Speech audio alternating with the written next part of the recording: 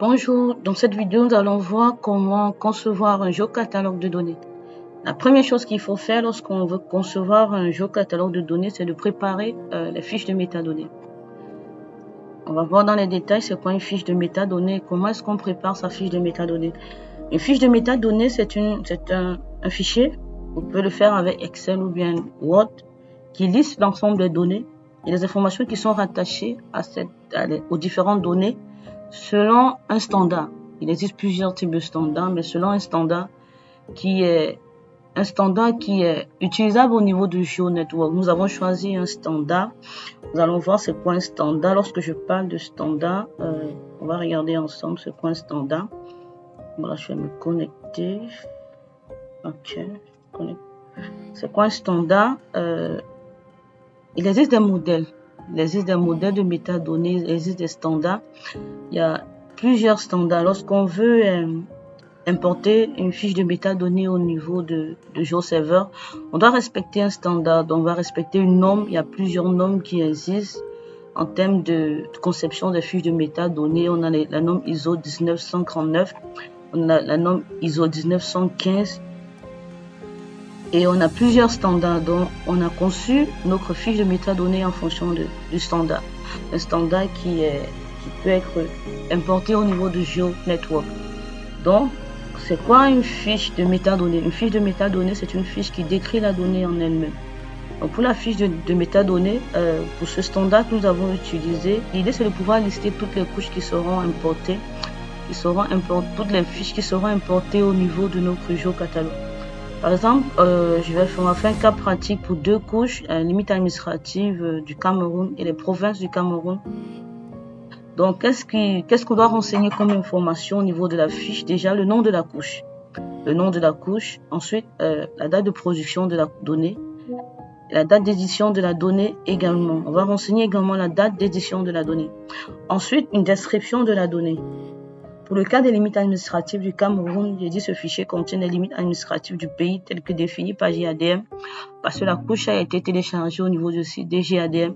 Il inclut les limites des subdivisions administratives du niveau, je peux dire pays si je veux, et peut être utilisé pour les analyses géospatiales et la cartographie des unités administratives. Donc, on donne une description de la donnée. Ensuite, le point de contact de la donnée. Le rôle du point de contact de la donnée, comme je disais, la donnée a été issue du site GADM, dont les données sont fournies par GADM.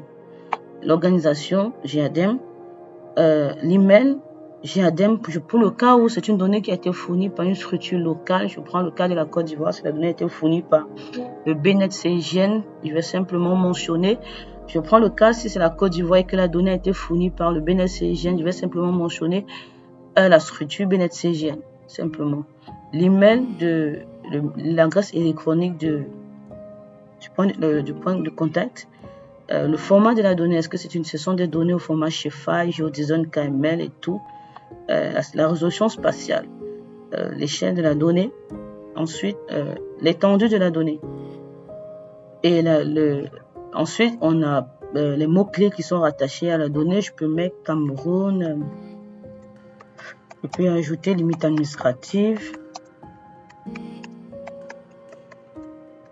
Donc, on ajoute les métadonnées, le type.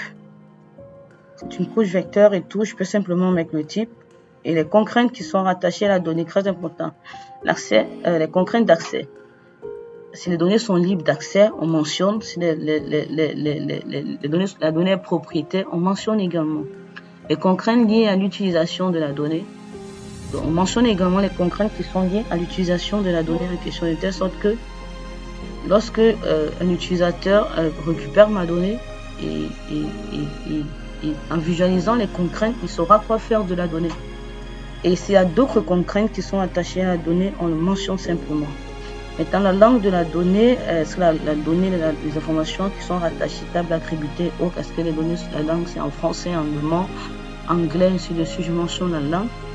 S'il y a des informations supplémentaires qui sont rattachées à la donnée, je fais pareil, je renseigne les informations supplémentaires.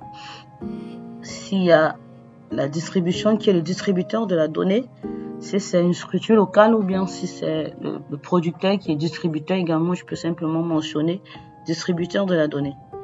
Ensuite, Au niveau hiérarchique de la donnée, je mentionne également, il peut arriver que c'est une donnée qui est issue d'une autre donnée dont je mentionne le niveau hiérarchique.